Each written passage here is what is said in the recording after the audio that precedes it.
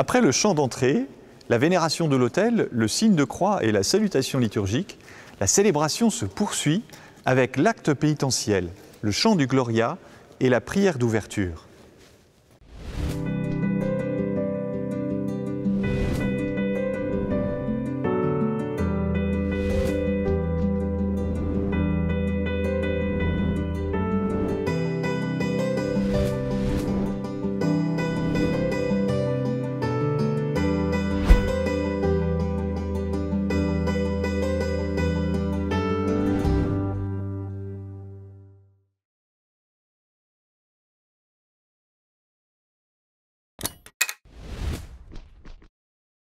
Au début de la messe, nous accueillons la présence du Seigneur au milieu de nous et son amour.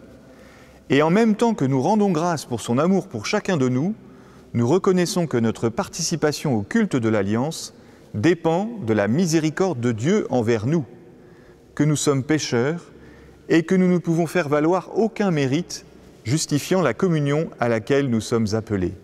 Plus nous sommes touchés par l'amour infini de Dieu pour nous, mieux nous réalisons les limites de notre propre amour.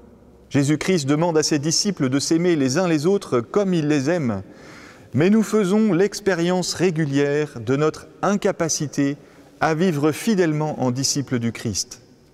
À côté de notre désir d'aimer et d'être aimé, il y a aussi en nous de l'orgueil, de l'égoïsme, de la paresse, qui rendent notre amour imparfait et entravent notre fidélité au commandement de Dieu. Notre péché est un refus plus ou moins grave de Dieu et de sa volonté, et en tant que tel, il nous rend inaptes à la célébration de l'Alliance qu'est la liturgie. Nous demandons donc au début de la célébration de la messe que Dieu nous purifie de nos péchés afin d'être rendus aptes à entrer dans le culte de la nouvelle Alliance. Et nous nous préparons à entrer dans ce sacrement de l'Eucharistie en demandant pardon pour nos péchés et pour les péchés du monde. Après avoir reconnu nos péchés, selon l'une des 3 formules proposées par la liturgie, le prêtre, qui s'inclut lui-même dans l'assemblée qui reconnaît ses fautes, prononce la demande d'absolution. Que Dieu Tout-Puissant nous fasse miséricorde, qu'il nous pardonne nos péchés et nous conduise à la vie éternelle. Vient alors l'antique supplication du Kyrie eleison, qui signifie « Seigneur, prends pitié ». On la retrouve dans toute la Bible, et particulièrement dans les psaumes et les évangiles.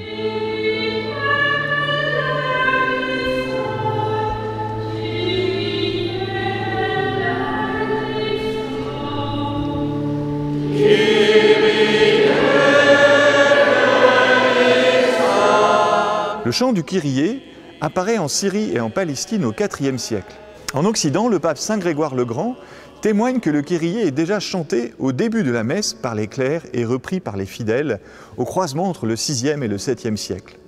On y ajoute, ce que ne font pas les orientaux, l'invocation parallèle Christe eleison, ô Christ, prends pitié. Ce chant ancien témoigne de la liturgie des premiers siècles de l'Église, au temps où le grec était la langue commune à tous dans le bassin méditerranéen, avant d'être remplacé en Occident par le latin à partir des IVe, Ve siècles.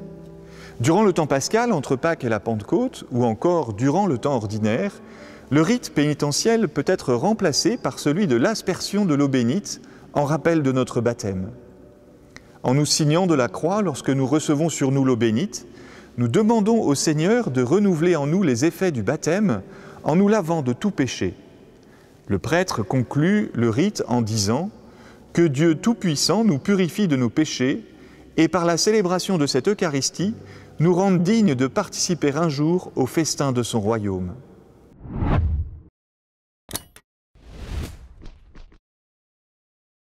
Après l'acte pénitentiel ou l'aspersion d'eau bénite, le prêtre entonne le chant du Gloria, les dimanches et jours de fête.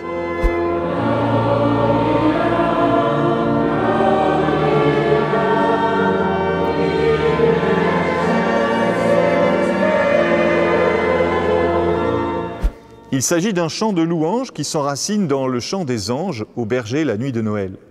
Gloire à Dieu au plus haut des cieux et paix sur la terre aux hommes qui l'aiment. D'où son nom d'hymne angélique. Elle remonte au moins au IVe siècle et était alors chantée en grec. mais on ne la retrouve dans la messe romaine qu'au début du VIe siècle, utilisée d'abord à la seule fête de Noël, puis les dimanches et aux fêtes des martyrs. Le Gloire à Dieu chante la gloire de la Trinité. Il magnifie d'abord le Seigneur Dieu, Roi du ciel, Dieu le Père Tout-Puissant, puis le Seigneur Fils unique, Jésus-Christ, Agneau de Dieu, le Fils du Père, avec le Saint-Esprit dans la gloire de Dieu le Père. Venu du Père, la gloire, qui est un des noms de la vie divine, déborde sur le Fils, qui est le resplendissement de la gloire du Père, selon la lettre aux Hébreux, et dans celui que saint Pierre appelle l'Esprit de gloire. Dieu manifeste sa gloire aux hommes en les purifiant de leurs péchés et en les rendant aptes à entrer en communion avec lui, à partager sa vie, son amour, sa sainteté. Nous pouvons alors participer à la louange des anges et des saints qui proclament la gloire de Dieu au ciel et sur la terre.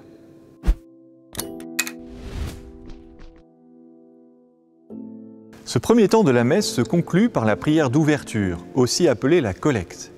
Il s'agit d'une des trois oraisons de la messe. Si l'oraison désigne de manière générale un dialogue intérieur prolongé avec Dieu, une oraison liturgique est une expression publique et commune de l'assemblée en prière. Après avoir dit « Prions le Seigneur », le prêtre marque un léger temps de silence pendant lequel chacun peut exprimer intérieurement l'une ou l'autre demande à Dieu, que la collecte rassemblera en une seule gerbe pour les offrir au Seigneur. Le pape François, dans ses catéchèses sur la messe, insiste sur l'importance de ce temps de silence, qui permet, juste avant la collecte, de nous disposer à écouter la voix de notre cœur et surtout celle de l'Esprit Saint, et de présenter au Seigneur nos intentions personnelles. Ensuite, étendant les mains pour faire monter vers Dieu la prière commune de l'Assemblée, le prêtre dit la collecte prévue. Pour ceux qui t'aiment, Seigneur Dieu, tu as préparé des biens que l'œil ne peut voir. Répands en nos cœurs la ferveur de ta charité, afin que t'aimant toutes choses et par-dessus tout, nous obtenions de toi l'héritage promis qui surpasse tous les cieux. Celle-ci se structure généralement en 5 points. Une invocation à Dieu, Dieu le Père le plus souvent, à qui est toujours adressée la prière eucharistique tout entière, une ou plusieurs considérations, une demande proprement dite, un but ou une finalité exprimée, et enfin, une conclusion. Cette conclusion par laquelle nous présentons notre prière au Père par Jésus-Christ est d'une grande importance. Par Jésus-Christ, ton Fils, notre Seigneur, qui vit et règne avec toi dans l'unité du Saint-Esprit, Dieu, pour les siècles des siècles. Amen. Elle se retrouve à la fin de chacune des oraisons, et tout particulièrement en conclusion de la grande oraison de la messe que constitue la prière eucharistique. C'est uniquement en passant par Jésus, le seul médiateur entre Dieu et les hommes, en nous unissant à sa prière, que nous pouvons avoir accès au Père. Jésus le dit lui-même, « Personne ne va vers le Père sans passer par moi ». Nous parlerons en leur temps des 2 autres oraisons liturgiques que sont la prière sur les offrandes et la prière après la communion. Pour conclure cette vidéo, arrêtons-nous sur le mot par lequel l'Assemblée répond à la prière dite par le prêtre. Le mot « Amen » que l'on retrouve également fréquemment dans la liturgie.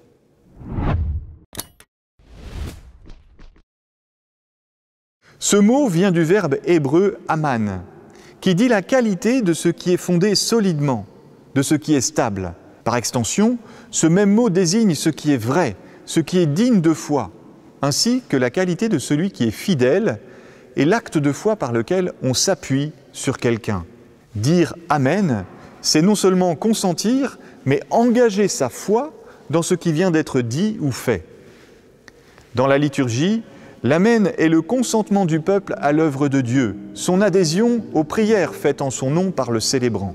L'adhésion des fidèles exprimée, chacun est prêt maintenant à recevoir les dons de Dieu que lui apporteront la liturgie de la parole et la liturgie eucharistique, qui se déploieront pleinement dans la communion eucharistique. Nous verrons tout cela dans les prochaines vidéos. D'ici là, portez-vous bien et que Dieu vous bénisse.